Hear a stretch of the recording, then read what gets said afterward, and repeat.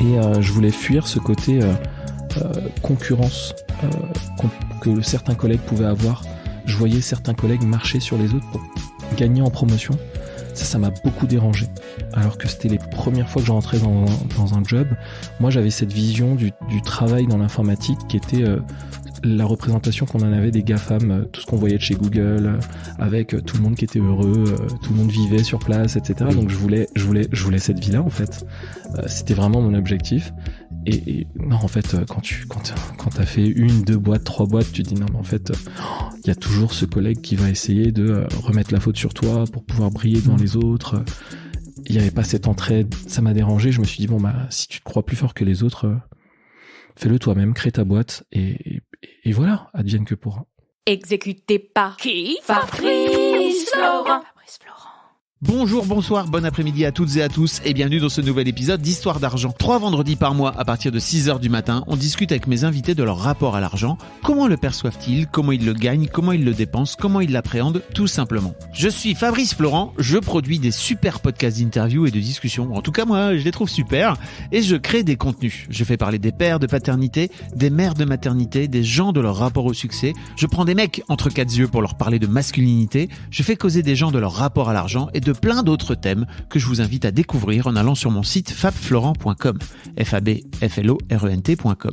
Si vous aimez cet épisode, vous pouvez aller écouter la bande-annonce du podcast pour en découvrir plus sur mon travail et mes autres podcasts. Si vous aimez mon travail, vous pouvez m'offrir un cadeau en échange en me soutenant financièrement et ainsi me donner un peu plus de sérénité en vous abonnant par exemple à mon Patreon ou en m'envoyant de l'argent sonnant et trébuchant.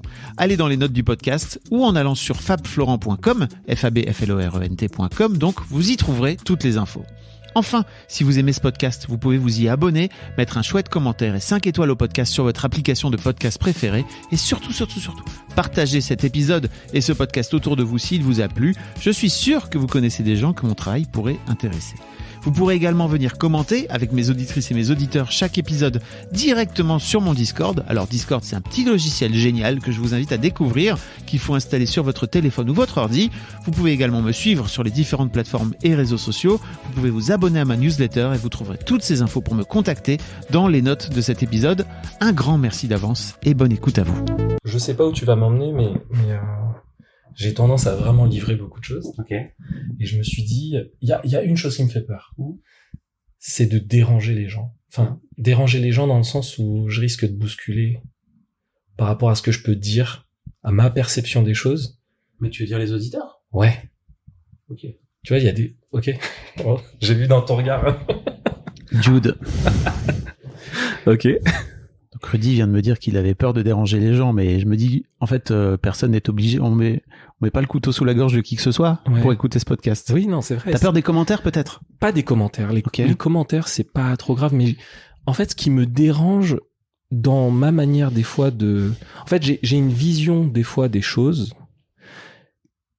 qui sont pas tout de suite comprises parce qu'on n'a pas la même perception et qui peuvent choquer et qui peuvent mettre des gens mal à l'aise. Okay.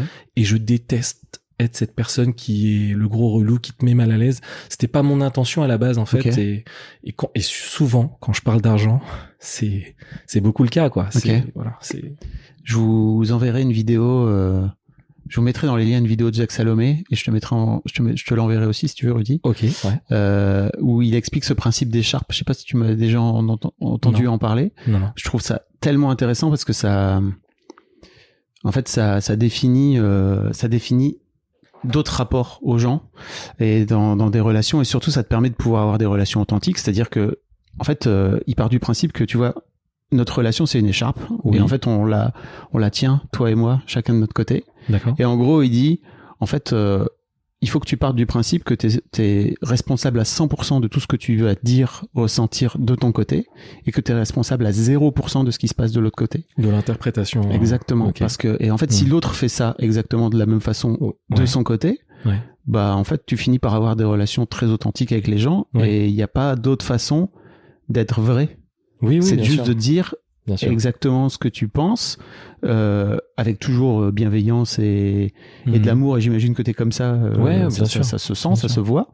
Et en fait, si tu passes ton temps à réfléchir à comment l'autre va interpréter le truc, bah de ce fait-là, t'es pas vraiment toi-même avec eux. Oui, mais tu vois, moi, il m'est arrivé de perdre des relations parce que j'étais peut-être que oui, et c'était pas forcément mon intention que de brusquer la personne et de la faire fuir.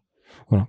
Et puis en fait, tu vas trouver d'autres relations Oui, avec c'est des vrai. gens qui comprendront un peu ta façon de faire Et c'est le cas. Et en fait, je crois que c'est mieux de vivre avec des gens avec qui c'est fluide. Oui, effectivement. D'une manière générale. Mais ouais, je t'enverrai cette vidéo et je vous le mettrai si vous avez jamais entendu parler de ce truc d'écharpe là, c'est fascinant. Ok. Enfin, en tout cas, moi, ça m'a beaucoup aidé et j'arrête de ce fait-là d'interpréter parce qu'en fait, si tu fais ça, tu passes ton temps à interpréter ce que l'autre Exactement. et à anticiper. C'est vrai. Et en fait, ça devient un casse-tête horrible, quoi.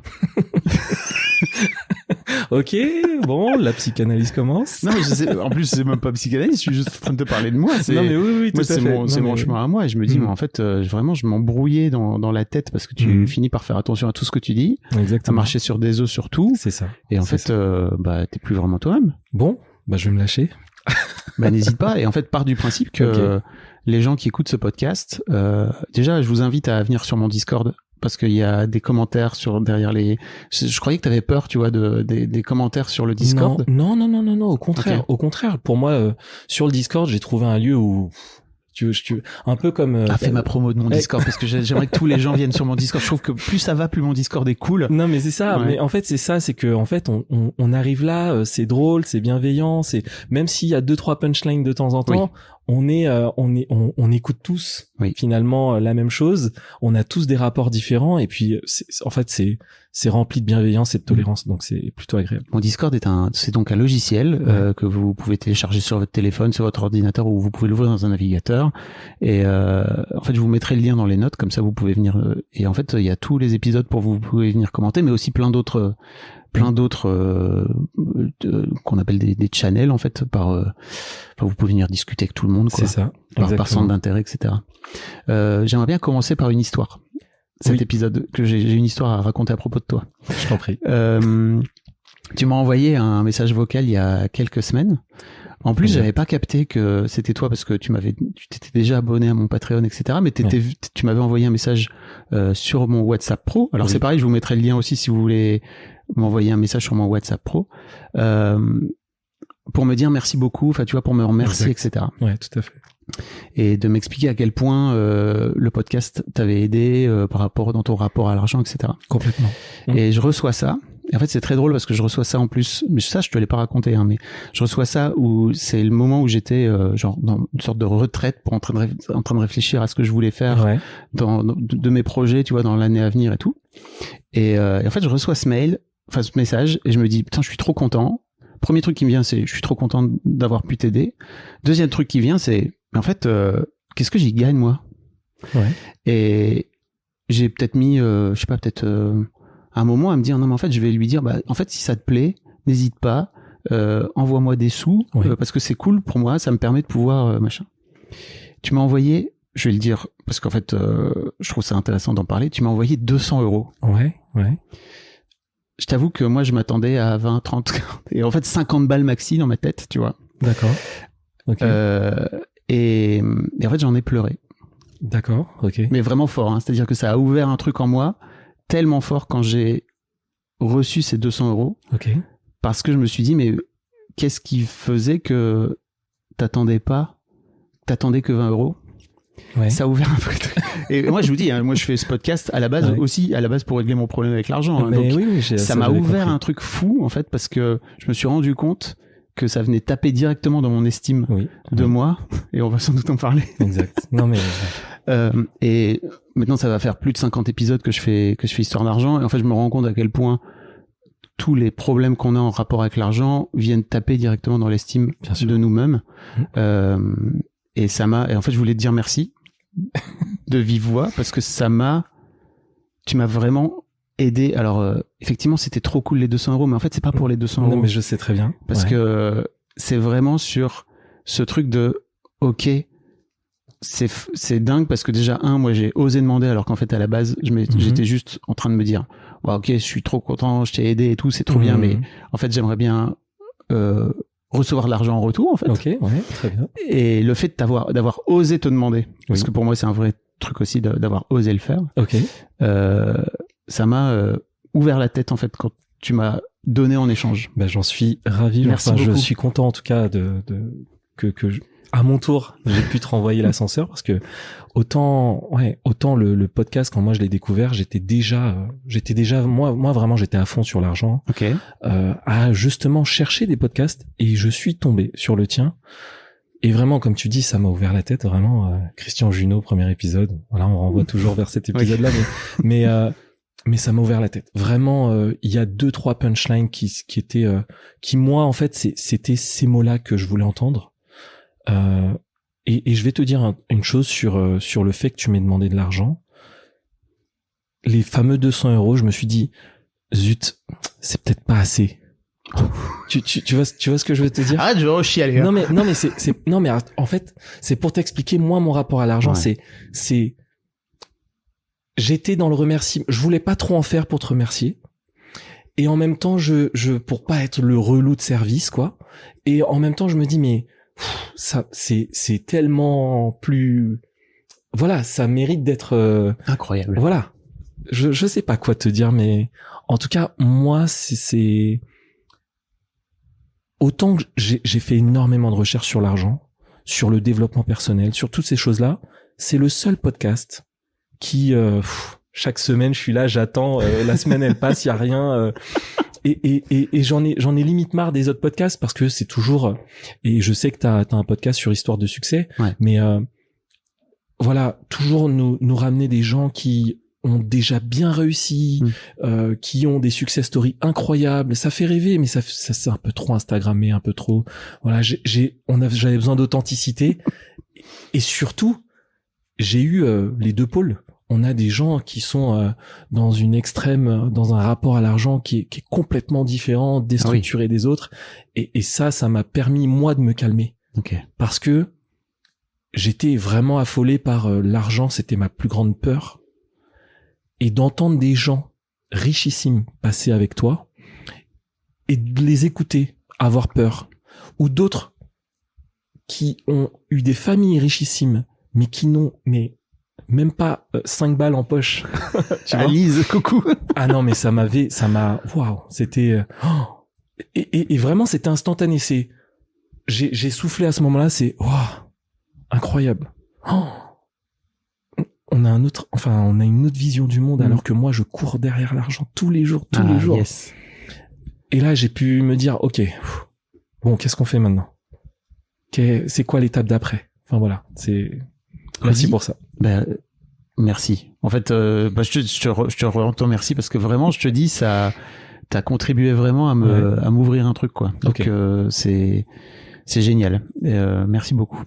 Très bien. Je suis ravi de t'avoir là aussi, parce que tu m'as envoyé un message vocal. Oui. Ouais. Que t'as envoyé à un de tes amis à toi, c'est ça? Ouais, voilà, un de mes meilleurs potes, ouais, on va dire ça. Où tu racontes un petit peu, ta propre évolution dans ton rapport à l'argent. Tout à fait. Et en fait, c'était sympa, parce que tu lui dis, va écouter Histoire d'argent, ça va te faire une thérapie, ça va te faire du bien. Exactement. Et en fait, dans ce message vocal, tu racontes aussi ton propre rapport à l'argent rapide, où on va le dire, mais en gros, tu viens d'un quartier de Marseille, c'est ça? Non, pas du tout. Je suis d'Île-de-France. Pourquoi j'ai Marseille? Moi, j'ai grandi à Colombes, dans une cité, voilà. Et c'était très bien. J'ai aimé vivre là-bas, mais j'ai toujours eu envie de changer, de fuir, de passer à autre chose, en fait. Et je m'étais fixé des objectifs comme ça depuis tout petit. Mais voilà, j'ai grandi dans les quartiers de banlieue à Paris, enfin en Île-de-France, quoi. Et c'était quoi tes objectifs alors? Tu vois, il y avait un truc tout bête, mais quand j'étais jeune, et je sais pas, ça devait être vers 11-12 ans, mais j'entendais les jeunes de la cité dire ouais, voilà, lui c'est un blindé, et à l'époque on parlait en francs, hein, mais c'était l'équivalent de 2000 €, quoi. Et ouais, c'est un blindé. Donc il était un peu isolé. C'était le gars qui avait réussi à obtenir un HLM, on sait pas trop comment. Mais et donc mon objectif, c'était de se dire, ok, première chose, je vais aller chercher les 2000 euros. Et plus je les franchissais ces étapes-là, et plus j'augmentais le goal vers des choses, jusqu'à me dire, ok, le jour où je serai satisfait. Et j'avais même je m'étais créé des expressions propres pour qui allaient me guider dans la vie, hein. La première chose que j'arrêtais pas de répéter à tout le monde, c'est ouais, ok, j'aurai effectivement mon fameux million avant mes 30 ans, ou encore il y a une chose que je disais sur le bonheur qui était ok, je serai heureux quand je n'aurai plus à me soucier de compter ce que j'achète, ou voilà. Je me trompais totalement. C'était une terrible erreur. Mais je l'ai compris longtemps après. J'ai dû passer ça m'est passé mes 30 ans que je me suis dit, oh, qu'est-ce que je fous? Et et je me suis pris des claques comme ça tout au long de ma vie. J'ai rencontré des gens qui m'ont ouvert la tête, comme tu dis, et qui m'ont fait comprendre que non, en fait, plus tu comptes, et plus c'est facile de voir où tu vas. C'est ton GPS, quoi. Voilà. Ok. Et t'as réussi à l'obtenir, ton million avant 30 ans? T'as quel âge là aujourd'hui? Non, j'ai 37 ans. Okay. Je l'ai pas obtenu, et j'ai compris une chose, c'est que il était pas simple à obtenir en termes fiduciaires sur un compte en banque. Je l'ai obtenu d'une autre façon. Oui. Ok. En patrimoine, en société. On va en parler. Voilà. Bon, t'écoutes le podcast, donc tu connais les deux premières questions. Oui. La première question, c'est si je te dis argent, qu'est-ce qui te vient à l'esprit? Alors attends. La première chose sur l'argent, en fait c'est une question compliquée pour moi parce qu'elle a vachement évolué. Mais les toutes premières choses, quand j'étais jeune, je devais avoir 14 ans, c'était mon indépendance. Le fait d'avoir de l'argent m'aurait permis de gagner pas en liberté, dans le sens où je sais qu'on est dans un système où on peut pas tout faire. La liberté s'arrête là où voilà. Mais déjà, je voulais prendre mon indépendance vis-à-vis de mes parents. À 14 ans? À 14 ans, je voulais déjà fuir. Ouais, j'allais dire fuir. Fuir la maison, en fait. Ok. Je voulais vivre à moi-même. J'avais des pensées en tant qu'ado de je sais pas comment. D'émancipation, c'est ça? D'émancipation, exactement. Ok. Je sais pas pourquoi, mais. T'étais pas bien chez toi? Si, ça va. En tout cas, mes parents étaient divorcés. Ma mère nous apportait tout ce qu'elle pouvait. Mais c'était peut-être le fait d'observer les autres, le fait de vouloir ce qu'avaient les autres à l'époque. Et ouais, en fait, je me rendais compte que quand je sortais du quartier, et que j'aimais me balader dans Paris, je voyais d'autres choses. Et en fait, ça donnait envie, tout simplement. Donc, l'argent, c'était ça. C'est de ça dont tu parlais quand tu disais en regardant les autres? Ouais, je pense. Ouais, j'observais beaucoup les autres. Je me souviens que quand j'allais travailler, je regardais les gens dans le métro et j'essayais de deviner ce qu'ils faisaient dans la vie. Ça a été. Mais voilà, tu vois. Mais en tout cas, ça, c'était mon premier rapport et ça a beaucoup évolué. Jusqu'à me dire, ok, aujourd'hui, si je dois me donner une définition de l'argent, c'est de la confiance. Ok. Voilà. En toi? En moi, oui. Mais aussi, c'est la confiance que je distribue aux autres pour qu'ils puissent adhérer à mes idées, à mes projets. Voilà. Qu'est-ce que tu veux dire par là? Tu les payes pour... Est-ce que tu es en train de monter une secte? Non, mais en fait... Venez tous, je vous donne de l'argent et vous adhérez. Non, mais c'est en fait... Vous devenez des rudistes. Mais j'ai vite compris que... en fait, dans le monde du travail, on est un peu dans ce schéma-là. Dans ce schéma où en fait, on échange notre temps contre de l'argent et que c'est pas évident de faire adhérer quelqu'un à ton projet. Et il y a un moyen qui est simple, qui est même un peu trop simple, c'est de se dire, ok, en fait, je te paye un salaire et je te demande de faire ça pour moi, parce que moi j'ai une mission qui est celle-ci. La mission elle te plaît peut-être pas, mais il y a beaucoup de gens qui sont prêts à le faire.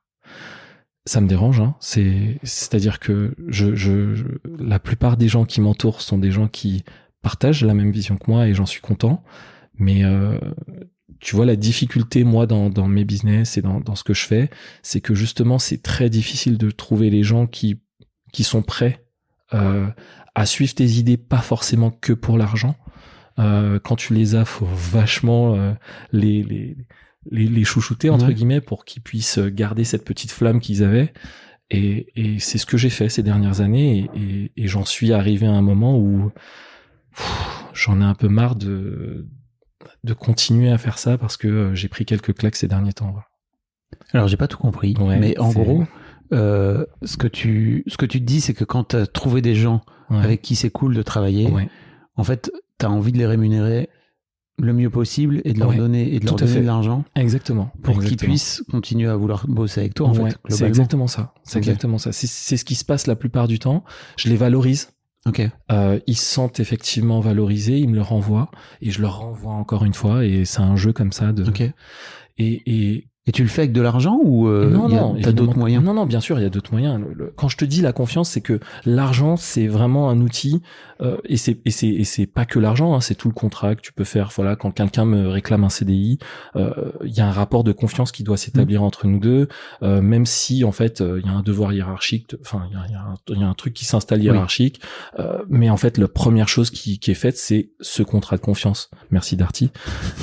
Mais en fait, l'idée c'est quand moi quand moi je vire un salaire, la personne elle attend la fin du mois, et cette fin de mois elle est attendue.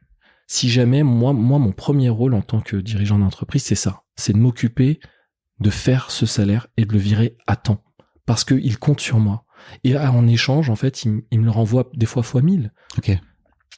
Et c'est le rapport que j'ai moi aujourd'hui avec l'argent. Il y a une responsabilité. Il y a une responsabilité, oui. Qui pèse sur tes épaules. Aussi, beaucoup. Et ouais, ça c'est un peu, ouais. Non, c'est vrai. Vous n'avez pas vu, mais là, Rudy vient de s'affaisser dans le canapé. Le poids. Mais c'est en ça que je dis que c'est de la confiance, parce que si jamais moi je fais défaut là-dessus, je perds la confiance des gens qui m'entourent. Enfin, en tout cas, de ces collaborateurs. Et j'ai pas le droit à l'erreur là-dessus, quoi. Voilà. Et c'est beaucoup de pression. T'as le droit de le dire, hein. Non, je dirais pas que c'est beaucoup de pression. J'aime le faire. Ça m'apporte plus que ça me met de la pression. Voilà. Au contraire, parce que plus les gens se sentent valorisés, plus moi j'en suis heureux aussi. Donc ça me met en joie, de leur dire non mais voilà ce que vous méritez. Voilà. Tu disais tout à l'heure que tu as vécu quelques déceptions ces derniers temps, alors sans pour autant rentrer dans les détails, mais est-ce que tu t'es rendu compte à ce moment-là que l'argent ne permettait pas forcément d'acheter, entre guillemets, quand je dis acheter, c'est exactement ce que valoriser, quoi, tu vois. Je comprends. La confiance de tout le monde. Ouais, c'est une vraie claque pour moi. C'est une vraie claque pour moi, parce que c'est des gens à qui j'ai offert des BSPCE. Donc des bons de souscription pour action dans une entreprise. Donc en gros tu les valorises au capital. Exactement. Je les valorise au capital de la boîte. Et ces derniers temps, en fait, j'ai eu une grosse déception par rapport à une des personnes en qui j'avais confiance vraiment. Je vais réexpliquer un peu, mais en gros, les BSPCE, c'est aussi une façon pour un employeur de venir dire, alors moi j'ai confiance en toi, et donc je vais te donner une part du capital, même si c'est pas vraiment du capital, mais ça ressemble un peu à ça. Enfin, techniquement, c'est un peu plus compliqué que ça, mais en gros, ça veut dire que si demain il y a une valorisation de ta boîte ou qu'il y a une vente, en fait, les salariés qui ont des BSPCE peuvent les actionner, entre guillemets, et récolter une partie de l'argent. Je vous invite à aller écouter l'épisode de Balthazar sur le sujet, parce qu'il en parle pas mal, même si c'était un peu différent parce que c'est une boîte américaine, mais c'est un peu le système. Oui, c'est quasiment le même principe, hein, vraiment. Ok, donc t'as offert à un salarié en particulier avec qui tu t'entendais bien, j'imagine. Depuis des années, exactement. Voilà. On a construit pas mal de choses ensemble, on a fait évoluer le chiffre d'affaires ensemble. Et en fait, il rencontre des difficultés qui sont personnelles, mais qui sont venues à affecter le fonctionnement de l'entreprise. Son travail. Voilà. Son travail, le fonctionnement de l'entreprise et les caisses de l'entreprise. Et ça a été le plus terrible pour moi. Parce que, oui, on avait une certaine liberté à être des associés, entre guillemets. on bénéficiait. Il était ton salarié. Hein. Il était salarié. Il n'était pas ton associé. Oui. Ouais, tout à fait. Il n'était pas associé objectivement. Quoi. Voilà, c'est exactement. pas pareil. Hein. C'est pas pareil, effectivement, mais on se permettait quand même quelques libertés d'égal à égal. Ok. Et c'est vrai que le fait qu'il abuse un peu comme ça de la société, et moi je fais une forte distinction entre ce qui est personnel et ce qui est pro. Ça m'a affecté, ça m'a beaucoup affecté, même si on parle de sommes qui sont pas mirobolantes. Juste le fait de ne pas en parler de ses difficultés, je peux comprendre qu'il ne veuille pas en parler, je peux comprendre que ce soit trop difficile pour lui, mais le fait que ça vienne moi me toucher, m'impacter à travers la société, le fait que j'ai cette fameuse responsabilité vis-à-vis des autres, ça m'a mis une claque. Ok. Voilà. C'est dur. Jusqu'à présent, j'arrive pas à m'en sortir, quoi. Enfin, j'arrive pas à me sortir ça de la tête et me dire je sais pas où je vais justement là.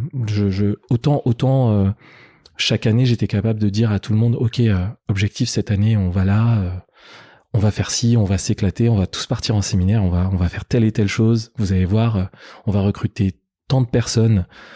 Aujourd'hui, j'ai plus cette niaque. Okay. Je me dis j'ai fait tout ça, mais finalement plus moi qui pensais valoriser quelqu'un, je me suis retrouvé à me dire mince, c'est peut-être de ma faute, je l'ai peut-être mis dans cette galère en fait. Et je ne sais pas pourquoi. Ok. Voilà, c'est le plus. C'est beaucoup de responsabilité de ta part.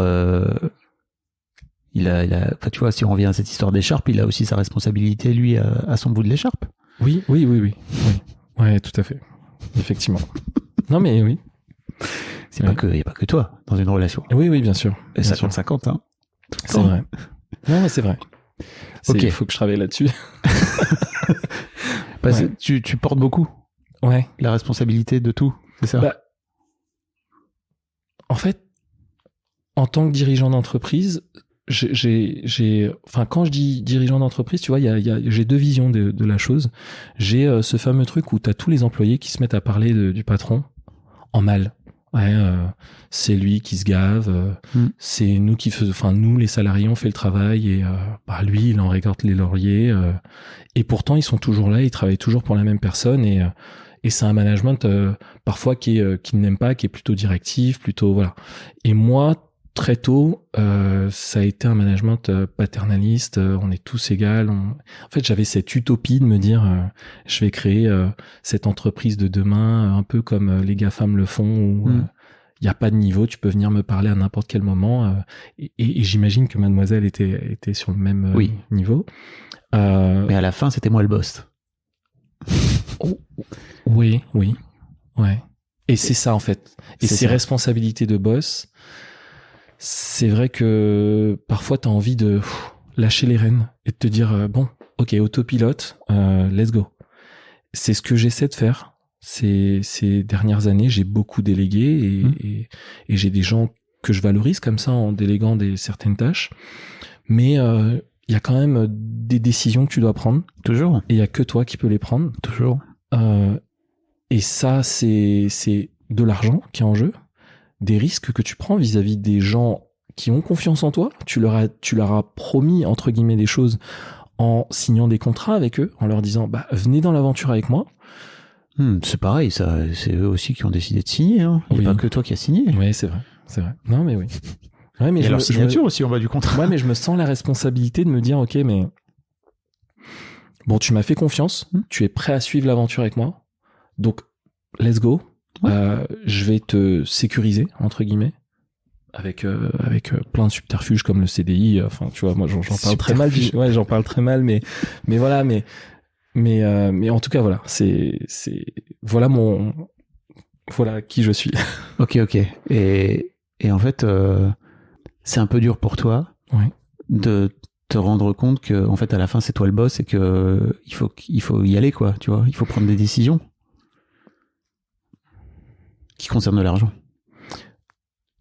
J'ai pas trop de mal à prendre ces décisions vis-à-vis de l'argent.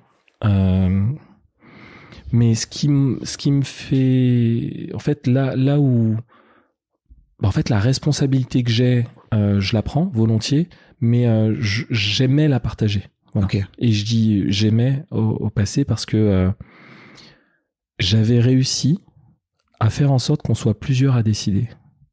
Mais t'étais quand même le seul associé. Et avec mon frère, oui. Ok. Qui est pas forcément actif dans Les la salariés société. restent des salariés, en fait. Oui. Et même si tu veux les traiter d'égal à égal, c'est pour ça que je te disais ça, c'est que, moi, déjà, tu utilisais un terme très intéressant, t'as dit, je voulais un système un peu paternaliste, tu vois. Ouais. Et en fait, le paternalisme, il y a toujours le papa. en Oui, haut. c'est vrai. C'est lui qui décide, en fait. Et moi, l'un des trucs dont je me suis rendu compte au fil de l'eau, c'est que et de mon expérience de mademoiselle, c'est qu'en fait, à un moment donné, tes salariés vont tous se retourner vers toi parce qu'en fait, ils sont salariés et que c'est pas leur responsabilité de prendre des décisions. Et même si toi, tu peux avoir l'impression en tant que boss que ah non mais c'est cool, c'est un bac à sable dans lequel on joue tous ensemble, etc., bah à la fin, moi, j'ai compris que c'était quand même moi qui prenais les décisions et que si jamais il y avait des couacs ou des trucs ou des décisions dures à prendre, en fait, c'était à moi de les prendre, quoi. Oui, effectivement. Et parfois, ça fait chier. T'as pas envie, mais il faut quand même les prendre. Oui, effectivement. Mais voilà. C'est dur. Non, mais c'est dur en plus. Ouais, c'est pas évident. Mais voilà. En tout cas, ça, j'essaie de le mettre de côté. J'essaie d'avancer sur autre chose. Et voilà. Ça n'a pas forcément de rapport avec l'argent directement, mais je trouve ça trop intéressant d'en parler parce qu'à mon avis, ça a rapport avec l'argent. C'est-à-dire que tu viens d'une famille et j'imagine d'un milieu où créer son entreprise, c'est pas forcément. Non, personne. Effectivement. Raconte-moi un peu d'où tu viens. D'où je viens. On peut même faire autrement.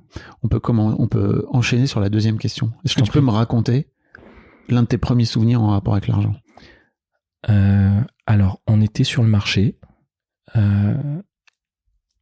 et on revient avec ma mère pour aller à la maison. Et sur le chemin, ma mère accepte de m'acheter un ticket à gratter. Sur le ticket à gratter, je gagne 500 francs. Pas mal. C'est pas mal. Et donc, je suis content. Je vois qu'elle aussi, elle est étonnée que je gagne. Et je me dis, c'est cool, j'ai gagné de l'argent. Et quand je demande cet argent à ma mère, les 500 francs sont partis en cahier de vacances. Ça fait beaucoup de cahiers de vacances. Voilà. Et j'étais terriblement déçu, mais vraiment. Enfin, elle t'a dit qu'elle les avait dépensés au cahier de vacances. C'est ça. Ok. C'est ce qu'elle m'a dit. Donc en gros, t'as cru gagner cet argent. T'avais quel âge? 11 ans. Okay. 11 ou 12 ans. Ouais. Et la daronne, j'imagine qu'elle a récupéré l'argent pour les cahiers de vacances. Non, mais non, c'est trop de cahiers de vacances, 500 francs. Non, alors, c'était cahiers de vacances et ensuite, elle a mis le reste sur un compte pour moi. Ok. Ouais. Ah oui. Oui, mais ce qu'elle m'a dit, c'est ce que j'ai retenu. Okay. Mais oui, ma mère est extrêmement généreuse. Ok. Et elle m'a donné énormément d'argent et encore aujourd'hui. Ok. Elle continue à le faire alors que je suis pas dans le besoin. Mais voilà, c'est comme ça qu'elle vit. Elle te donne de l'argent? Encore aujourd'hui, ta maman? Oui. Pas directement. Par exemple, j'ai acheté une maison, elle a contribué. Chaque fois qu'elle vient à la maison, elle peut pas s'empêcher que de faire des cadeaux. Donc voilà. Ok. C'est une façon pour elle de. C'est comme ça qu'elle vit avec tout le monde. Vraiment. Okay. Elle est vachement engagée. Elle est très religieuse. Et donc dès qu'elle peut apporter, pas forcément de l'argent, hein, mais dès qu'elle peut apporter quoi que ce soit, elle l'apporte. Voilà. Ok. Et toi, t'as grandi là-dedans? Ouais, tout à fait. Avec des parents séparés, qui sont séparés peut-être quand j'avais 9 ou 10 ans. Donc pour moi, j'ai toujours connu ça. Mon père, au contraire, pareil. Enfin, je dis au contraire, mais c'est aussi une personne extrêmement généreuse, un peu trop, du point de vue que j'ai pris un peu de lui parce qu'il est extrêmement dépensier. Trop, jusqu'à aller au surendettement. Et ma mère m'a fait comprendre que mon père avait ce caractère un peu trop dépensier, toujours vouloir faire plaisir à tout le monde. Et ça, je sais que je l'ai. Enfin, j'ai ce truc-là aussi que j'arrive pas à me retirer parce que c'est moi. Tu veux dire que t'achètes, entre guillemets, encore une fois, je mets plein de guillemets, mais t'achètes l'approbation des gens ou Non, j'achète pas les gens. Enfin, tu vois, quand je te dis Non, ça c'est C'est la une façon dernière pour toi chose de faire plaisir, Ouais, d'acheter des exactement. trucs. Exactement. Ok. Et ça, je sais, enfin, j'ai compris, en tout cas ces dernières années, que des fois je dérange énormément de gens à faire ça. Ok. Je vais au resto. Ok, je paye toute la table. Mais pourquoi tu fais ça? Parce que j'ai passé un bon moment, j'ai kiffé le moment et j'ai envie de faire plaisir. C'est tout. Mais tu le fais systématiquement? Et un peu trop, ouais. Ouais, je le fais un peu trop. Et vraiment, je perds des amis, enfin des amis, entre guillemets, enfin, je perds des gens comme ça. Parce que tu payes le resto Parce que je dérange. systématiquement? Ouais, je dérange. Mais pourquoi alors? Je sais pas. Enfin, Parce que t'étales Non. ta richesse quand Non. tu fais ça? Pas du tout. Qu'est-ce Pas qui du te tout. reproche? De vouloir peut-être montrer que je suis au-dessus. Ok. Alors que c'est pas, non, c'est pas ce que je veux montrer. Mais en tout cas, moi, c'est ce que des fois, c'est ce qui me renvoie. Ouais. Donc, j'évite de le faire. Voilà. Et qu'est-ce qui t'empêche? Alors maintenant, t'as arrêté de le faire? Ouais, j'ai arrêté, ouais. Ok. Ouais, bien Tu sûr. payes juste ta part? Je paye juste ma part, ouais. Ok. Enfin, ouais. Quoi? Avec les gens, des fois, je paye ma part. Et parfois, je demande aux gens s'ils acceptent que je paye pour eux. Ok. Parce que, en leur expliquant ma démarche, en leur disant, bah, écoutez, ça m'a fait plaisir de passer un moment avec vous. Et si vous l'acceptez, je veux bien payer ma part. Enfin, payer en tout cas pour tout le monde, quoi. Voilà. Ok. Et ça a été dur pour toi de laisser les gens payer leur part? De pas acheter de pas payer la table tout? Il hésite beaucoup, là. Ouais. Vous voyez pas? Non, alors, ou un petit peu. Un petit peu, j'ai envie de dire un petit peu. Je sais pas comment l'expliquer, mais t'as raison là-dessus. C'est vrai que je sais pas pourquoi d'ailleurs. Et c'est ça qui est terrible, c'est que je sais pas pourquoi. Ouais, j'arrive pas à l'expliquer. Mais oui, tu as raison sur le fait que c'est pas si simple pour moi de laisser les gens payer leur part en plus. Et surtout quand ils me connaissent et qu'ils savent que en fait aujourd'hui j'ai plus trop à me préoccuper. Voilà. Ok. Voilà. C'est très intéressant, hein. Parce que ma fille aînée, elle a des amis et leur mère les a amenés à New York. Elle a ramené plein de cadeaux. Elle a dépensé un fric fou en cadeaux pour tous ses potes. Ok. Et en fait, après coup, elle m'a dit, tu sais papa, je sais pas pourquoi j'ai dépensé tout cet argent pour mes copains. Ok. Et je lui ai dit, c'est parce qu'en fait, il y avait une part de toi qui disait c'est cool, j'ai envie de leur faire plaisir, mais en fait elle a dépensé beaucoup d'argent. Elle aurait pu faire des cadeaux, mais des plus petits cadeaux si tu veux. D'accord, ouais. Et là elle s'est un peu ruinée pour faire plaisir à ses potes. Ouais. Et elle est un peu déçue là maintenant. D'accord. Je lui disais mais en fait t'es en train d'acheter leur amour. Elle m'a dit peut-être de ça. Mais alors je rebondis sur ce que tu dis, mais je le vois pas tout à fait comme ça. Moi en fait quand je fais des cadeaux, c'est plutôt pour moi une expression oui. C'est moi qui aime, plus que de recevoir ton amour à toi. Ouais. Tu vois, j'aime tellement, c'est un peu comme... Ouais, c'est comme ce que t'as fait, ouais. J'aime ça, donc voilà, c'est un présent que je te fais en retour, quoi. Et sous forme d'argent, oui, mais c'est... Voilà. Mais faut avoir en face de toi des gens qui sont prêts à recevoir aussi. Voilà, c'est ça, exactement. C'est tout à fait ça. Est-ce que tu arrives à recevoir des cadeaux, toi? Ou alors est-ce que tu es du genre à donner? Parce que typiquement ma fille, elle donne beaucoup. Ouais. Et elle a beaucoup de mal à recevoir. C'est une bonne question.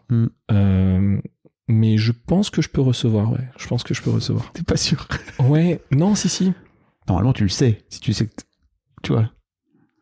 J'ai pas d'exemple en tête. Okay. Donc c'est pour ça que j'arrive pas à répondre à la question, mais j'ai pas très intéressant. Hein. Souvent, je trouve que les gens qui donnent beaucoup, oui, en fait, ils donnent parce que c'est vachement plus simple de donner que de recevoir. C'est vrai. Ouais, non, c'est vrai. C'est plus et simple de donner. Je viens de là. C'est-à-dire que là, je suis depuis 1 an sur un truc de faut m'ouvrir à recevoir. Et c'est très très dur. D'accord. Quand on n'a pas été habitué à recevoir. Ouais, effectivement. Mais ça peut être tout, hein. Des compliments, de l'argent, des cadeaux.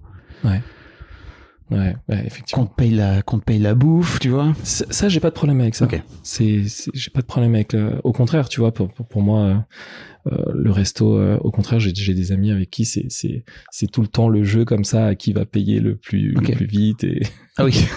et on régale toute la table et non, et au contraire, c'est parce que la bouffe c'est aussi un plaisir et que pour moi c'est vraiment un moment de partage où on est tous là et donc c'est ce moment-là où en fait ça c'est cool. Je suis en train de réfléchir et je pense que il y a un côté où quand on arrive à l'addition, il y a ce moment un peu de douleur que je peux ressentir sur certaines personnes qui, pour moi, sont plus simples à résoudre en payant moi-même. Et je m'en rends compte là en te le disant. Et je sais qu'il y a des personnes où ça va être compliqué de venir prendre un menu entrée plat dessert à 39 balles. Bah en fait, ok, je vais le sortir et comme ça va simplifier les choses et on n'aura pas à se prendre la tête et on a passé un bon moment. Et je veux garder ce bon moment et qu'il n'y ait pas cette douleur je comprends. d'avoir payé après. C'est ma démarche, mais c'est pas forcément bien reçu. Oui, effectivement. En plus, quand tu fais ça, je trouve que c'est trop cool, mais tu t'incites pas non plus la personne à travailler sur son propre rapport à l'argent. Oui, c'est vrai. Oui. Et c'est trop sympa de ta part, tu vois, mais c'est juste... Ok. Ouais. Parlons un peu de ton premier million et de ta jeunesse, etc., où tu te disais, ok, je vais avoir mon premier million à 30 ans, etc. Ouais. Donc, pour revenir sur ton histoire, mais donc, t'as ces fameux cahiers de vacances à 11 ans. Oui. Et toi, t'as en tête, ok, je veux gagner de l'argent. Et comment t'en viens à te dire, ok, je veux gagner de l'argent, c'est quoi? Pour toi, c'est une forme d'émancipation, justement? C'est ça. Ça va te permettre de pouvoir sortir de cette cité? Oui. Alors, la première chose, c'était sortir sortir du quartier et, avoir cette vie modèle avec le papa, la maman, alors que voilà, ils étaient déjà séparés, mais vivre dans ce pavillon à l'époque où voilà, il y a cette piscine à côté. Et en fait, c'était ça l'objectif, c'était de me dire. C'est ça dont tu rêvais. Ouais, c'était ça, et ce dont je rêve toujours d'ailleurs. Mais voilà, c'était l'objectif, c'était la maison avec 2 hectares de terrain, 3 hectares de terrain. Enfin voilà. Pourquoi? Parce que j'ai aussi eu la chance, moi, de par mes origines en Guadeloupe, de voir ça, de voir de grands espaces avec de grandes maisons, beaucoup de jungle, et de moi avoir vécu en France, être né en France. En fait, je recherchais ce que je voyais en vacances quand je partais avec ma mère, et de me dire, ok, bah moi j'aurai aussi un jour ce type d'habitation où je serais heureux avec mes enfants, etc. Et donc d'aller vivre là-bas? Non, pas forcément là-bas. Parce que j'allais dire, il n'y a pas beaucoup de jungle en France. Exactement. Exactement. Même s'il y a de la forêt, pas de problème. Mais tu suis très attiré par la forêt. Ok. Voilà. Mais oui. Donc c'était une façon pour toi de sortir de cette de ta condition en fait. Et c'était un peu viser la lune pour toucher les étoiles. Ça me fait pas peur. À l'usure. J'y crois encore et encore. Exactement. Amel Bent, si tu nous écoutes, coucou. C'est ça. Ok. Qu'est-ce que tu fais comme étude alors pour sortir de là? Alors, très tôt, en fait, moi, c'est le dessin qui me passionne. Ma mère m'a fait comprendre un jour que il fallait que je fasse autre chose. J'ai pas écouté. J'ai continué en me disant non, je vais devenir illustrateur de bande dessinée, je serai game designer, je serai éventuellement styliste, et surtout il y avait un métier qui me plaisait par-dessus tout, c'était architecte. Très sélectif, j'avais pas forcément le niveau scolaire pour atteindre ça. En tout cas, je me donnais pas encore assez les moyens. Et finalement, en me rapprochant du jeu vidéo, de tout ça, le game design, j'ai fini par m'intéresser au code. Et très vite, d'une fac de communication, je suis passé en DUST, multimédia et réseau. J'ai fait une école ensuite et j'ai trouvé de l'emploi en tant que web designer et intégrateur à l'époque. Okay. Donc voilà, ces métiers de webmastering. Donc j'ai fait mon trou là-dedans et j'ai rencontré beaucoup de gens. Et c'est la rencontre de ces gens-là à travers mes différentes missions, mes CDI, qui m'a encore fait m'ouvrir sur c'est quoi les étapes d'après. Puisque comme j'avais déjà cet objectif de me dire ok, c'est le million, j'avais déjà compris que en restant à mon niveau sans diplôme, enfin uniquement les diplômes de fac, en tout cas la probabilité que je l'atteigne était faible. Donc tout de suite, et il y a une émission que j'écoutais beaucoup à l'époque, qui passaient sur BFM. BFM Business, c'était des entrepreneurs qui passaient, et moi c'est vrai que j'écoutais les jingles publicitaires de cette émission, et il y a une remarque d'un des intervenants qui disait oui, aujourd'hui le seul moyen de s'enrichir, c'est de créer sa boîte. Et voilà, je me suis fixé ça comme objectif, créer sa boîte, et c'est ce que j'ai fait, et j'en suis ravi parce que non seulement il y avait aussi quelque chose que je voulais fuir dans le CDI, parce que j'ai commencé en CDI, et je voulais fuir ce côté concurrence que certains collègues pouvaient avoir. Je voyais certains collègues marcher sur les autres pour gagner en promotion. Ça m'a beaucoup dérangé. Alors que c'était les premières fois que je rentrais dans un job. Moi, j'avais cette vision du travail dans l'informatique qui était la représentation qu'on en avait des GAFAM, tout ce qu'on voyait de chez Google, avec tout le monde qui était heureux, tout le monde vivait sur place, etc. Oui. Donc je voulais cette vie-là, en fait. C'était vraiment mon objectif. Et non, en fait, quand t'as fait 1, 2 boîtes, 3 boîtes, tu te dis non, mais en fait, il y a toujours ce collègue qui va essayer de remettre la faute sur toi pour pouvoir briller devant les autres. Il n'y avait pas cette entraide, ça m'a dérangé. Je me suis dit bon, bah, si tu te crois plus fort que les autres, fais-le toi-même, crée ta boîte, et voilà, advienne que pourra. Ça aurait pu être aussi une façon pour toi, enfin, de faire ça, pour moi, c'est aussi une façon de grimper des échelons, comme tu dis, et en fait, de gagner plus d'argent. Non, t'étais pas prêt à tout pour... Ah non, ça, ça va contre moi. C'est encore aujourd'hui. C'est ce que je pense aujourd'hui dans ma manière de driver ma boîte actuelle. Tu vois, moi, j'ai une difficulté là en ce moment, c'est de trouver un bon commercial. Mais on dit qu'il y a 2 types de commerciaux. Il y a le commercial chasseur et le commercial éleveur. Moi, je suis beaucoup plus du côté de l'élevage. Et venir recruter, moi, un commercial chasseur, je sais que c'est pour le bien de ma boîte, mais éthiquement, ça me pose problème. Quelqu'un qui va vraiment... voilà. J'ai quelques difficultés là-dessus, en tout cas, que j'essaie de... Et en fait, tu crois pas non plus que ça pourrait être une bonne façon de mettre un peu de diversité dans ton équipe de commerciaux? Oui, bien sûr. Bien sûr, mais et c'est pour ça que je me force à le faire. C'est pour ça que je me dis et tu vois là où tu disais c'est la responsabilité du boss, oui, mais j'aimais partager en fait cette responsabilité avant et de me dire on est plusieurs à décider, comme ça j'ai pas les biais que moi je peux avoir. En laissant aussi les autres décider presque à part égale, en tout cas même si j'ai le coup près final. Voilà, c'était... Oui, c'est ça. Après, tu peux organiser une décision collégiale. C'est ça, exactement. Mais en fait, à la fin, c'est quand même toi qui décides. C'est quand même moi qui décide. Non, mais oui, c'est... Tout le monde va se retourner vers toi à la fin en disant « Alors, qu'est-ce qu'on fait ?» C'est exactement ça. Oh putain, je croyais que c'était... Manoir, et toi, t'as pas envie, toi, de décider à ma place? Désolé, c'est toi le boss. Ah, merde. Exactement. Quelle idée. Mais ouais.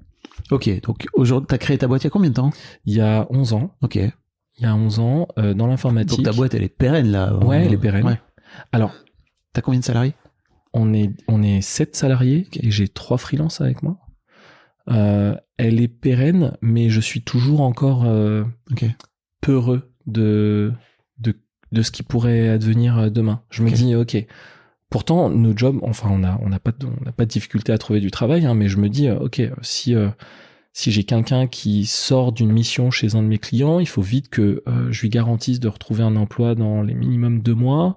Sinon, on commence à être en difficulté. Enfin, voilà, je suis dans ces réflexions. Donc, t'as une agence où tu viens poser des gens, c'est ça, dans des... Voilà, qui travaillent pour des clients dans le digital. Exactement. Tu fais combien de chiffre d'affaires? On est à 735 000 cette année, sachant que on avait déjà pour objectif l'année passée, juste après le Covid, de faire 1,5 million. Donc on garde cet objectif d'1,5 million pour cette année. Donc là, quand tu dis cette année, c'est en 2023, c'est-à-dire que... alors 2022 2023. Alors 2022, 735 000. 2023, on vise les 1,5 million. Ah oui. Ouais. Gros gap. Gros gap, parce que je suis en train de justement travailler sur le fait que, maintenant j'ai pas peur de prendre un commercial chasseur, et il faut y aller, quoi. Et ça veut dire qu'il va falloir, j'imagine, structurer la boîte aussi, mettre plus de gens dedans. Exactement, c'est le cas. Parce que tu doubles pas ton chiffre d'affaires. Exactement. Sans mettre des gens derrière, quoi. C'est ça. En tout cas, si tu peux le faire, mais tu peux le faire 1 an, et après. Après tout le monde part en couille parce que c'est T'as trop tiré sur... Exactement. Et ce qui m'a mis la claque pour me dire ok on y va, c'est le fait justement d'avoir vécu cette petite galère de fin d'année quoi, 2022 quoi. Ok. Voilà. Où tu t'es dit ok ça suffit maintenant. Ouais, c'est ça. Ça suffit maintenant, c'est ma responsabilité, on y va. Et on y va en même temps, je me dis mais on va où, tu vois. Et ça c'est ce qui me tiraille en ce moment. Et C'est-à-dire bah c'est ok, j'y vais pour y aller parce que je me suis fixé cet objectif, mais derrière moi je vais chercher quoi et surtout je vais offrir quoi aux collaborateurs qui m'ont fait confiance. Et c'est ce moment où je te dis j'ai aussi envie de lâcher et de me dire ok mode autopilote et puis tranquille.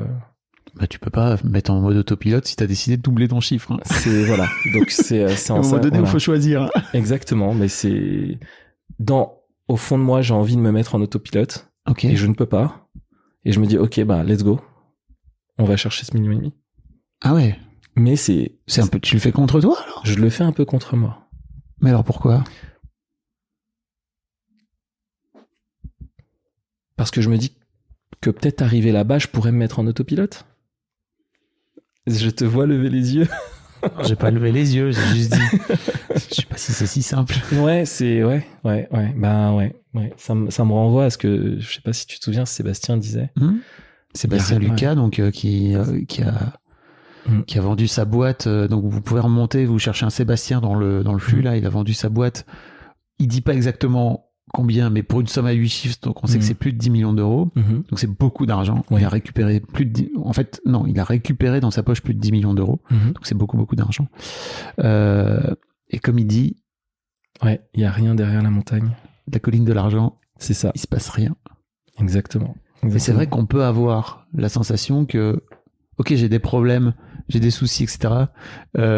Mais en fait, ça ira mieux une fois que je serai arrivé tout en haut de la montagne de l'argent.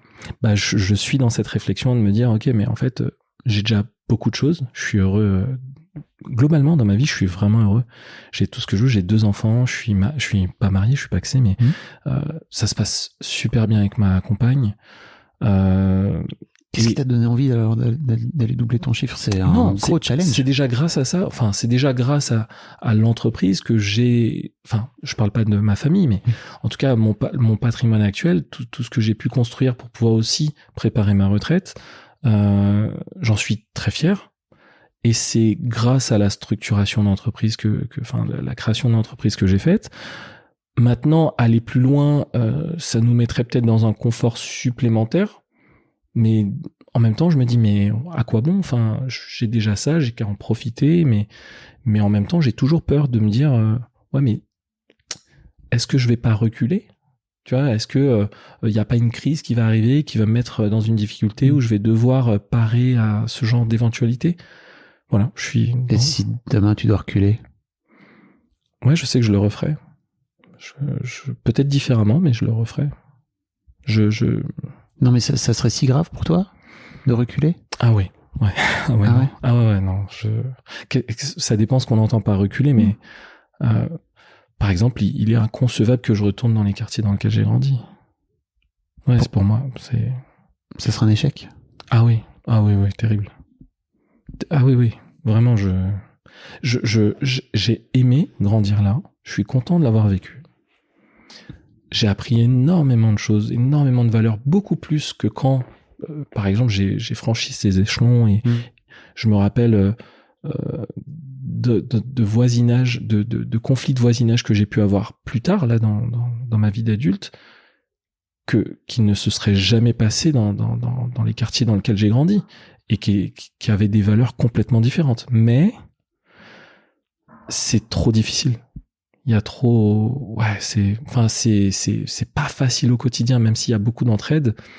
On est dans de l'entraide pour aller viser des choses qui sont plutôt privilégiées dans d'autres milieux, qui devraient pas être des combats, en fait. Explique, c'est trop cryptique, là, ce que t'es en train de raconter. Parle. T'as des exemples? J'ai pas forcément d'exemples, mais, enfin, les difficultés qu'on a dans les quartiers, elles sont juste complètement différentes quand on vit au centre de Paris, même si on peut rencontrer des galères aussi, hein, mais c'est pas les mêmes galères. Je vais te donner une anecdote. On avait une voisine qui allait dans les aides alimentaires. Et j'en ai plus jamais entendu parler, par exemple, moi, dans ma vie d'après, entre guillemets.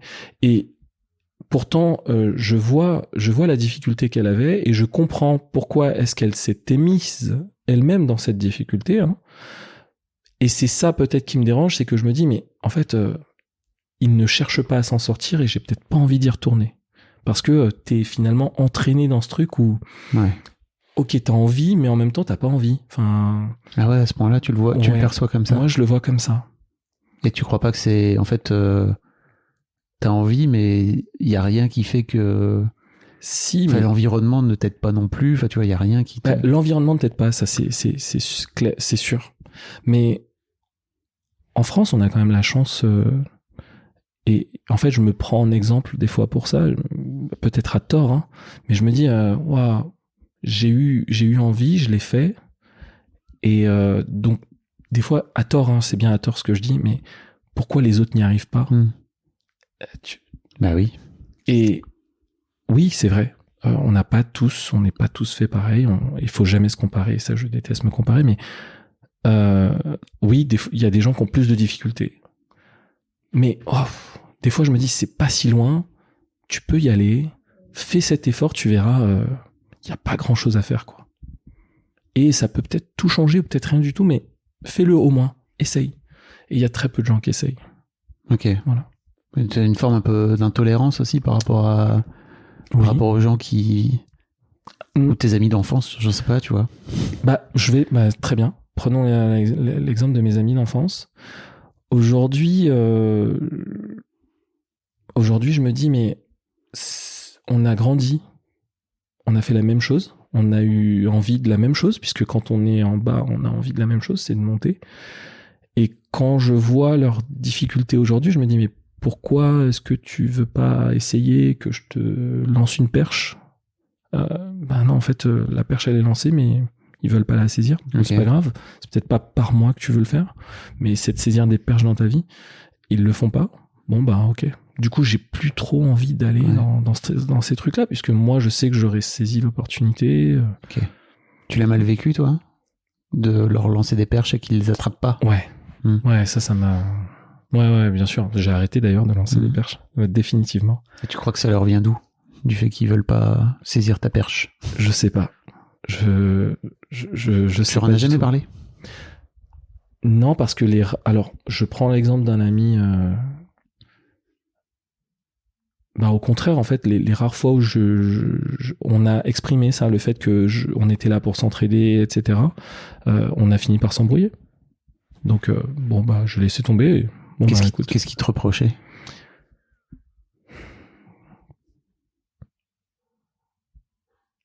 À l'époque, on était sur un sujet de on va lancer le projet ensemble. À l'époque, on s'imaginait qu'on pouvait être à 50-50, et mais l'ego faisait que c'était son idée, et donc il voulait le lead de son projet. Et donc quand je lui disais oui, mais on va quand même travailler ensemble, et moi je vais t'apporter de la valeur différemment.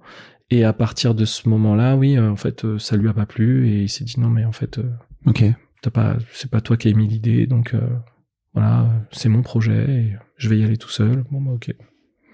Du coup, je lui ai dit vaut mieux qu'on arrête et on passe à autre chose. Et voilà. Donc c'est souvent comme ça. Je prends l'exemple d'un de mes cousins aussi. Une fois qu'on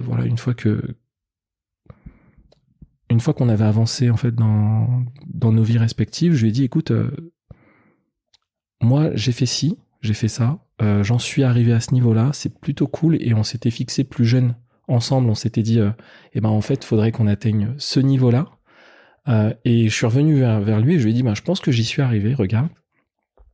Et quelques années plus tard, il a fait un tour du monde, et il est revenu me voir, il m'a dit mais je sais pas quoi faire de ma vie, j'ai envie de créer quelque chose, mais je sais pas quoi.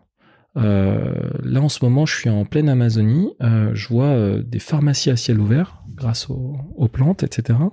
Et j'ai toujours été passionné par les plantes. Je vais me lancer là-dedans. Je lui dis, OK, je suis prêt à t'aider là-dessus. Il a accepté. Et à investir. C'est ça, de mettre de l'argent. Exactement. Et plus que de mettre de l'argent, je lui ai apporté du conseil. C'était moi la chose principale, puisque c'est aussi comme ça qu'on m'a beaucoup aidé dans la vie. Et finalement, tu vois, les rares fois où je lui ai dit, écoute, là, t'as besoin de financement et je vais te le donner, il a refusé. Ok. Il a refusé et je sais pas pourquoi, et du coup, la société a coulé. Ok. Je ne sais pas pourquoi. Et tu t'en as jamais parlé? J'ose pas en parler. T'oses pas? Non, mais en fait, c'est pas que j'ose pas, c'est que la réponse, c'est... Enfin, j'imagine une réponse qui est, en fait, j'avais pas la motivation d'y aller, quoi. Ah, tu crois que c'est ça? Ouais. Ou alors c'est juste qu'il avait pas envie de... Peut-être qu'il a projeté de la charité, tu vois, de ta part. Oui, aussi, beaucoup. Et oui, tout à fait. Ça, c'est... Alors oui, la charité, c'est... J'ai l'impression que les gens ne veulent pas de ma charité. Ça, donc... voilà. Mais c'est terrible. Je me dis, bon, ok, tant pis. Ok. Donc j'arrête de le faire. Ça, oui, ouais, définitivement. Okay. Ouais. Mais ça m'a fait mal. Ça m'a fait mal dans le sens où chaque fois que je le faisais, c'était pas pour me positionner en plus que toi. Non, mon ego, je m'en fous de mon ego. Non. C'est là où le fameux truc de l'écharpe marche très bien. C'est-à-dire que t'as beau dire toi exactement comment tu veux faire et être très aligné par rapport à ça. En fait, en face de toi, t'as pas forcément les gens qui sont en rapport avec ça. Et tu vois, en vrai, je sais pas, après, on se connaît pas, on se parle depuis 1 heure, mais faut aussi bien réfléchir à, tu vois, je sens qu'il y a une vraie, fondamentalement, au fond de toi, j'ai le droit de te donner un conseil? Oui, bien sûr. Une vraie fierté, en fait, tu vois, de t'en être sorti et d'avoir réussi, etc. Oui. Et en fait, d'avoir réussi grâce à l'argent et par l'argent et par ton travail, et en fait ça t'a amené de l'argent. En fait, je sais pas à quel point ces gens-là, ou alors je sais pas à quel point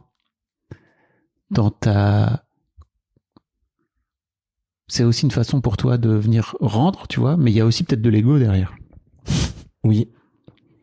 C'est marrant. Attends, non, mais c'est marrant, ça me ramène à un truc.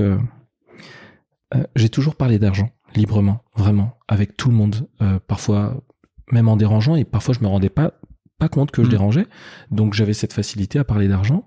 Et je me souviens d'une fois où je parlais avec une nana et je lui disais voilà, mon objectif moi dans la vie c'est d'être riche et je vais faire ci, ça, et elle me disait mais pourquoi tu veux devenir super riche, ça va te servir à quoi? Et je me souviens qu'à l'époque je lui avais répondu en fait je me suis promis, en voyant le monde actuel, que une fois que je serai en haut, je pourrais venir aider les gens qui étaient avec moi en bas. Et c'est ce que j'ai cru. C'est ce que j'ai cru possible. Et c'est aussi parce que j'avais vu tous ces combats d'en bas, les manifestations, voilà, qu'on connaît encore aujourd'hui. Et je me disais, mais ça ne sert à rien.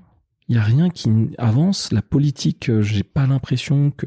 En tout cas, moi, de ma vision d'enfant, j'avais pas l'impression que la politique avait un poids. Par contre, l'argent avait un poids considérable. Et je me suis dit, mais le seul moyen de venir attaquer le titan, c'est justement de le prendre de l'intérieur et de monter en haut pour essayer de... Voilà. Bon, c'était ma stratégie, mais... Et tu vois, déjà, tu parles d'en haut et d'en bas. C'est-à-dire que toi, tu serais en haut et en fait, tu leur tendrais la main d'en bas. C'était mon objectif. Et en fait, peut-être qu'eux, ils sentent en fait que tu te dis non, mais moi, je suis en haut et en fait, vous inquiétez pas, je vais venir vous chercher en bas. Et c'est terrible, mais je sais pas comment me le retirer, ça. Parce que c'est pas, justement, je dis en haut, en bas, mais il n'y a pas d'en haut, en bas. Enfin, tu vois, quand je le vis aujourd'hui, je me dis, mais les galères d'en haut, entre guillemets, je les veux pas. Finalement, c'est pas si mal d'avoir une vie simple, c'est pas si mal d'être heureux avec ce qu'on a, c'est pas si mal et ça, je le vois, je le vis, en fait, je le vis aujourd'hui. Je me dis, ok, j'ai pas envie d'aller plus haut. Ok. En plus, c'est pas du tout mes codes. Ne serait-ce que pour aller travailler. Ouais. Je déteste me travestir. Enfin, voilà, Ouais, je ouais. dis me travestir, mais tu vois, c'est porter Te déguiser. Ouais, me Mm. déguiser, quoi. C'est me dire, ok, je dois avoir les chaussures en croco, les machins. Non, c'est pas moi. Voilà. Donc, Je sais pas si t'es obligé d'avoir des chaussures en croco pour non, être mais riche. j'exagère. Je vois l'idée. Mais voilà, voilà. En plus, on travaille beaucoup dans l'univers du luxe, mais venir en jean basket troué, c'est compliqué. Mm. Même si nous, dans nos métiers de l'IT, c'est accepté. En tout cas, ça met tout de suite le tableau. On sait à qui on a affaire, alors que pourtant, intellectuellement, on est capable de débiter autant qu'un mec qui va porter une cravate. Voilà, c'est plein de choses comme ça qui me renvoient à moi des douleurs qui sont autres que l'argent en plus, de discrimination, voilà. Donc des fois j'essaie de me dire ok, bon, je vais trouver le meilleur des deux mondes. Tu vois, je reviens sur ce haut et en bas et je vais essayer de trouver ce qui me satisfait dans ce truc-là. Et j'ai beaucoup de mal. En tout cas en ce moment, je suis en quête de ça et non plus d'argent, comme je l'ai beaucoup été. Parce que j'ai toujours, moi, c'est ma première quête, c'était ça, ok, d'abord on se préoccupe de l'argent et on verra après. Tu parles de discrimination, tu l'as mentionné tout à l'heure, t'es guadeloupéen. Ouais. T'es un homme noir. Oui. T'en as vécu, j'imagine. Oui. Et parfois et même. T'en vis encore, j'imagine. Oui. Oui. Mais tu vois, en fait, comment dire, c'est ça, même petit, c'était tellement banalisé que je ne le vis pas comme une agression. J'ai rarement vécu comme une agression. Je m'en suis rendu compte un peu tard que ça pouvait être violent. Mais en tout cas, c'est très intériorisé, quoi, c'est ça. Ouais, exactement. Tu finis par banaliser, comme tu dis. Exactement. Et là, tu viens de me faire penser à une chose. L'argent, dans tout ça, me permettait de me sortir de ça, de ces discriminations indirectement. C'était un peu une preuve au monde que, vous voyez, je peux le faire. Exactement. Alors, maintenant que t'es plus riche, est-ce que ça marche mieux? Pas du tout. Merci. Pas du tout, non, vraiment pas du tout, mais pas du tout. C'est un travail sur moi. Non seulement c'est un travail sur moi, mais en fait, le plus dur, c'est moi-même. C'est, ok, mes problématiques que j'avais qui m'ont poussé à faire ça, tant mieux, puisque ça m'a donné les crocs et je suis content quand même d'avoir, en tout cas, créé ça. J'ai fédéré des gens autour de moi, je me suis créé des amis qui me ressemblent. Enfin, je me suis créé des amis, entre guillemets. En tout cas, j'ai su m'entourer des gens avec qui je me sens bien. Mais j'ai pas réparé encore. En tout cas, l'argent, je sais que ça sera plus mon pansement. Et ça l'est déjà plus, puisque aujourd'hui, le fait de consommer, au contraire, quand je consomme, des fois, à quoi ça sert? Enfin, ça me remplit plus du tout. Je sais, tu vois, ça t'a rempli à un moment donné? Ça m'a rempli à un moment donné, tu vois. Moi, je me souviens, tu parlais de ta télé dans un des épisodes, et moi, j'avais pour objectif d'acheter un vidéoprojecteur. Ça, c'était vraiment le truc. Je l'ai eu, je l'ai choyé pendant longtemps, et aujourd'hui, il y a plus rien qui me remplit en termes de matériel. J'achète parce que oui, ok, je vais consommer, je vais faire partie d'un groupe, j'aurai un iPhone, c'est cool, et l'iPhone c'est plutôt cool, mais j'ai plus envie de ça. Ok. Au contraire, tu vois, je suis plus dans un délire de retour à la spiritualité, même si je parle pas de religion, je parle de quelque chose qui est plus matérialiste dans la définition, revenir à la matière. Ok. Voilà, la forêt, la nature, voilà, ce genre de choses. C'est peut-être ça qui me remplit un peu qu'il y a derrière la colline de l'argent. Exactement. Profiter de la vue. Et pas profiter de la vie. Profiter de la vie. Non, mais c'est pas mal, ouais, effectivement. Est-ce qu'il y a un sujet sur lequel je t'ai pas amené, Rudy? Plein, parce que si on parle d'argent, on pourrait parler des heures, mais c'est pas le but. Je vois pas. Non, il n'y a pas d'autres sujets. Non. Je voulais juste remercier pour ce que tu fais et de continuer un maximum ce travail. C'est franchement, c'est ce que je te disais. Je trouve que la manière dont tu as cette capacité d'écoute, je trouve ça génial. Ça me permet moi aussi de travailler sur moi, sur ma manière d'aborder les gens aussi par rapport à l'argent. Et donc, bravo pour ça. Ah, merci. Voilà. Ça me touche de ouf. On se donne rendez-vous dans un an. Ouais, ok. J'ai trop hâte que tu viennes me raconter la suite de l'histoire. D'accord, très bien. T'es en thérapie un peu? Alors, non. Ok. Non, pas sur ces sujets-là. J'ai consulté pour la première fois il y a pas si longtemps, il y a moins d'1 an, mais c'était plutôt pour mon couple. Ok. Où tout se passe bien. Hein. C'était justement, c'est parce que tout se passe bien que j'ai consulté. Ça peut aider. Et en fait, il y avait une chose qui me pesait que j'arrivais pas à comprendre chez moi, et donc j'en ai parlé et ça m'a quand même pas mal débloqué. Mais voilà. Tu me conseilles d'aller voir quelqu'un? Bah, t'as l'air d'être en chemin, c'est pour ça que je te dis, t'as peut-être besoin de quelqu'un qui te. Mais tu vois, tende la main, ma difficulté là-dedans, c'est que je ne sais pas. J'ai des a priori quand j'y vais, et j'ai pas encore réussi à casser ça, à me dire ok, c'est quelqu'un qui va t'écouter et qui va peut-être t'orienter vers quelque chose. J'ai un peu de mal à me dire que je vais payer quelqu'un qui va m'aider, mais bon, c'est. Ok. T'as peur de te livrer? J'ai pas peur de me livrer, mais par contre, j'ai peur du résultat. Voilà, je comprends. C'est ça. Ouais, c'est chiant. Après, t'es obligé de retourner ta vie et tout. Enfin, franchement, c'est compliqué, quoi. Mais oui. Voilà. Merci beaucoup. Merci à toi. C'était génial. Merci.